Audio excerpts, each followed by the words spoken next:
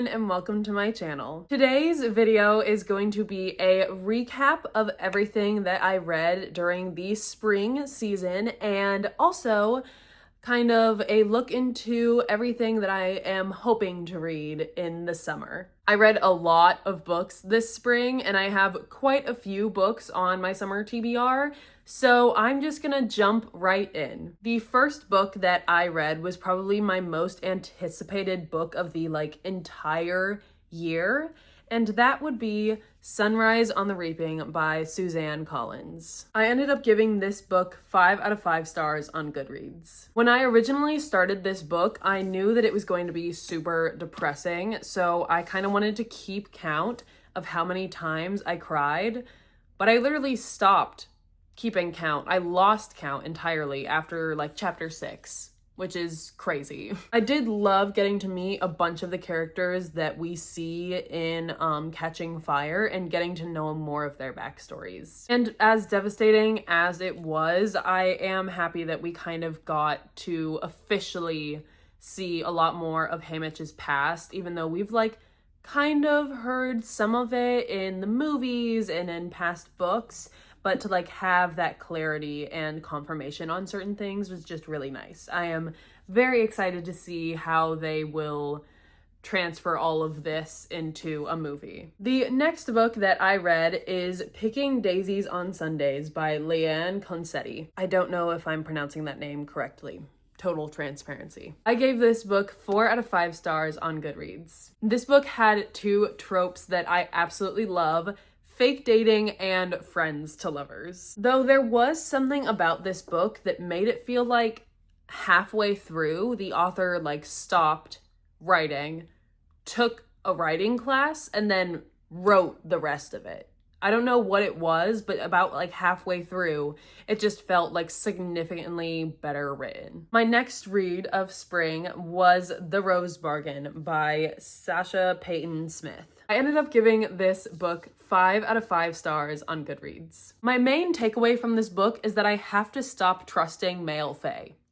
I do. I have to stop because it's getting ridiculous. I absolutely loved this fantasy world that the author built. I thought it was so interesting and so intricate, and there was just so much going on, and I just loved it. I am a sucker for the fighting for the prince's love story. One of my favorite series is the Selection series, so this one had me by the throat for sure. And then adding fae to the mix, so good. The next book I read was Butcher and Blackbird by Brynn Weaver. I gave this book 3 out of 5 stars on Goodreads. I honestly really liked the concept of 2 serial killers meeting each other and then becoming friends and then over time slowly falling in love. I think my biggest critique of this book is just that there was a lot of use of the F-bomb, and I mean a lot.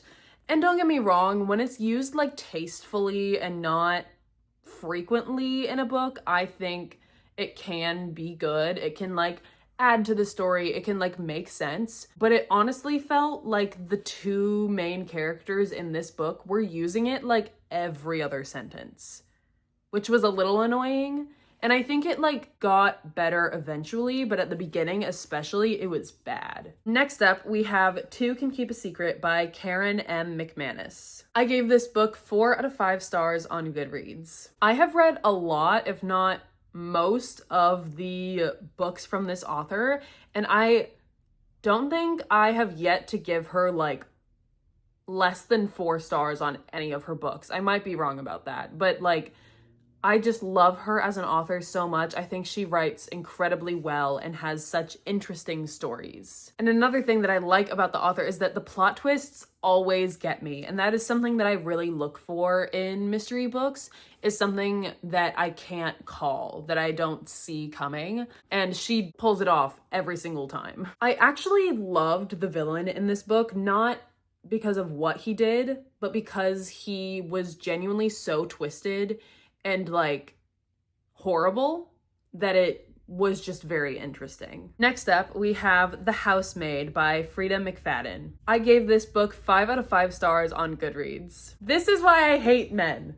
This is why I hate men, because I know that this isn't just some completely false story that she made up in her mind. I know she had to draw from this book from somewhere. What's crazy is that while I was reading this book, I remember thinking that it was so much like Verity by Colleen Hoover, and I don't know who wrote their book first. I'm not trying to pull like that kind of card. What I'm trying to say is that it reminded me so much of that book, and then I was still shocked by the plot twist because it is very similar to Verity. I would recommend this book to any woman that hates men. Next up, we have Turtles All the Way Down by John Green. I gave this book 5 out of 5 stars on Goodreads. I remember the thought crossing my mind a couple of times of like, middle school me would have been obsessed with this book. But at the same time, I feel like if I had read this in middle school, my life would have changed. It would have like altered my entire life, and I don't really know how to explain that. It was really interesting to read a book from the perspective of someone with OCD and like intrusive thoughts, because the way that the female main character interacted with other people and how they interacted with her was honestly really painful to read, but I don't know, it just kind of gave me a new perspective. This is such a beautiful and tragic book, and I want literally everyone to read it. Next, we have Stars Above by Marissa Meyer. I ended up giving this book 4 out of 5 stars on Goodreads. If you can't tell by the huge smile on my face the minute I pulled this book up, this might be one of my favorite series of all time. And every time that I talk about this series, The Lunar Chronicles, to someone, like explaining it to them or telling them they should read it, I always express how much I wish that I could read it again for the first time. And so to like have a book like this where it's just a bunch of little mini stories was really nice and kind of fed that need for more. Also, the wedding story, I literally cried, and I wish I was joking, but I literally cried. Next, we have Wings of Starlight by Allison Saft. I gave this book 5 out of 5 stars on Goodreads. If you don't know, this book is kind of like the backstory of a character from the Disney fairy movies, like the Tinkerbell movies, and it honestly filled a void in my heart that I didn't even know was there. So love this book so much. And it was so depressing. Like, I knew that something sad was gonna have to happen in this book because I had seen the movie, but it didn't make it hurt any less. It actually maybe made it hurt more. It also made me want to re-watch all the Tinkerbell movies, and I have started. Next, we have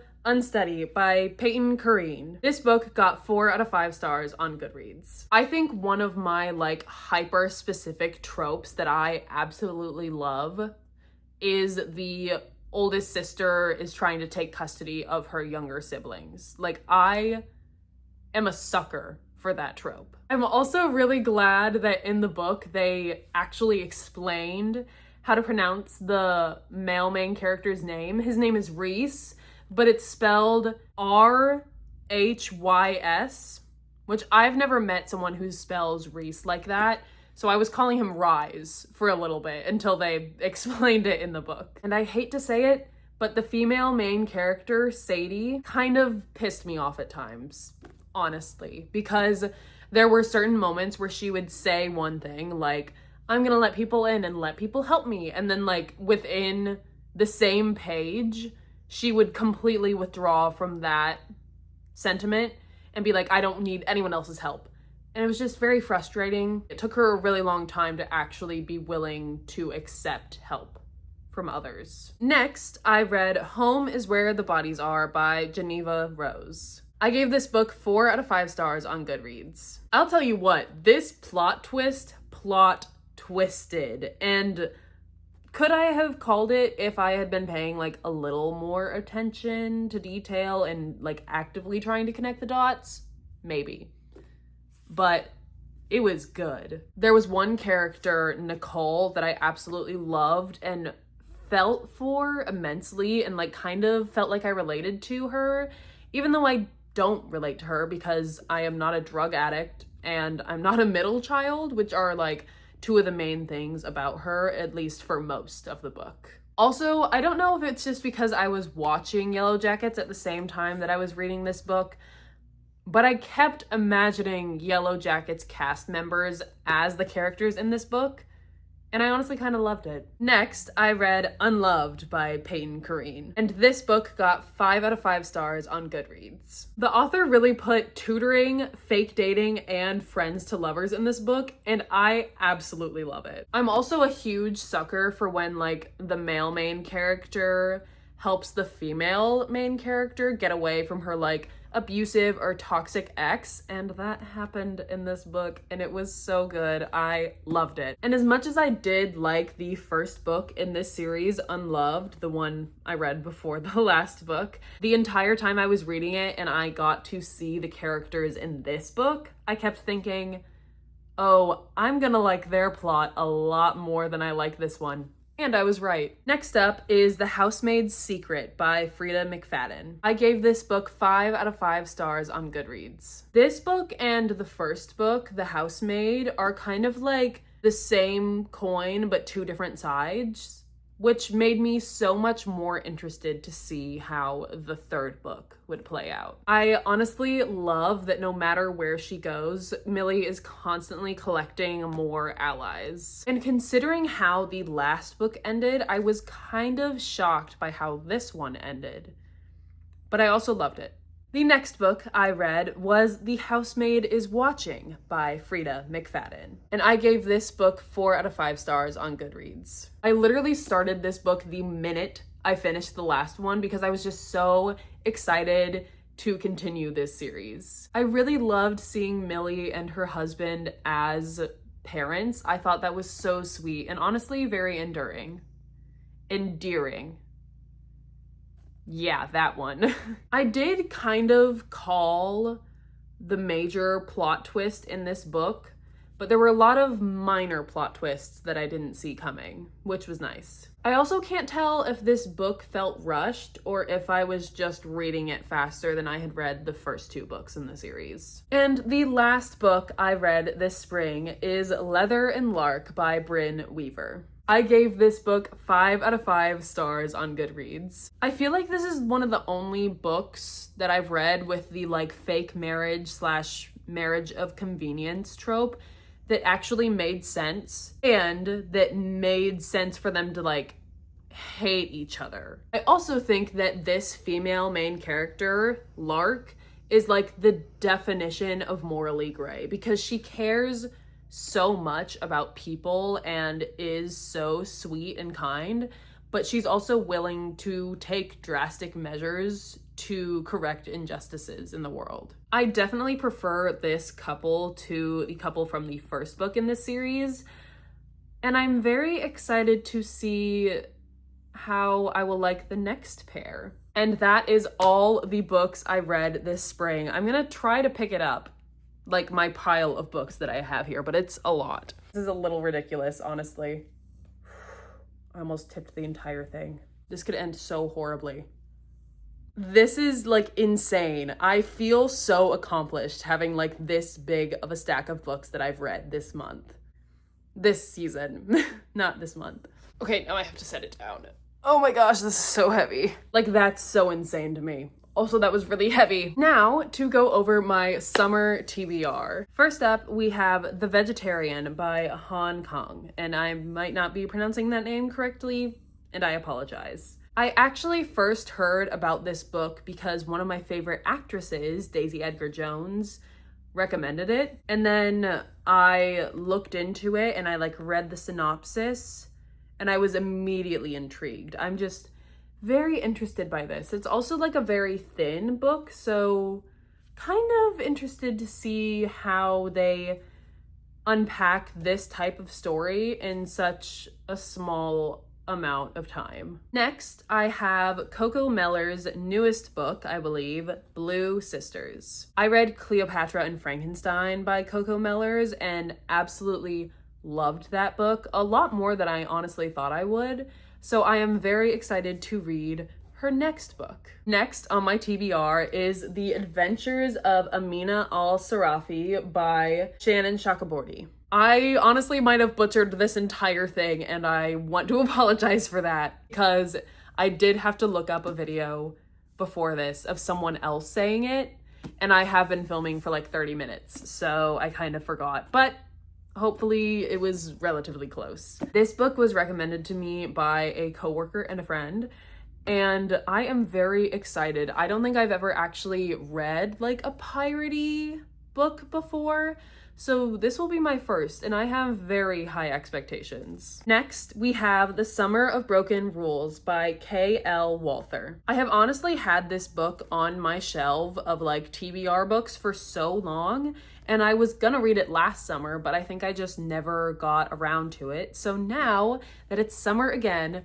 I am going to commit to reading this book. Next on the TBR, we have The Spell Shop by Sarah Beth Durst. This was also recommended to me by the same person that recommended the pirate book, and I think she described it as like very calm and cozy, so I'm very excited. And also, this edition has sprayed edges, which I love. Next up, I have Not in Love by Ali Hazelwood. I actually found this specific edition at a Goodwill, which I think is insane because I have honestly been wanting to read this book, but for some reason I just never got around to buying it.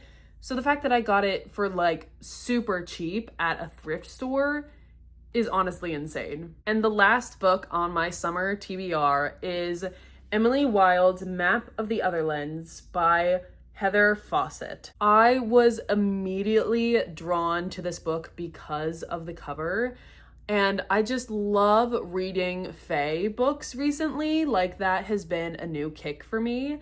So the minute I saw this cover and realized it was about like fae and such, I was very excited. Also, look at the like pages of the book. Isn't that so cool? It makes it look like an older book. And with that, that is all of my summer TBR. With the amount of books that I read this spring, I am seriously looking forward to reading just as much, if not more, books in the summer. And I am very excited, especially about the books that I have picked out for my summer TBR. But that is all that I have for today's video. So if you enjoyed it, don't forget to like, comment, and subscribe, and I will see you in the next one. Bye!